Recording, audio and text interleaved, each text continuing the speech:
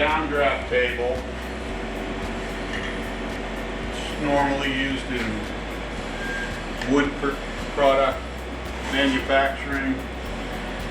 It draws all the dust down. There's a filtered unit inside here. There's actually 2 filters inside. What it does, it protects the technician. I'll handle this. As I handle it, you'll see a little bit of the silica dust come out of it. I'll turn the table on and you'll see that it pulls all the silica dust away from the technician. And even though it's a small sample, if we do this thousands of times in a year in production, you can imagine how much silica dust is inhaled by the technician.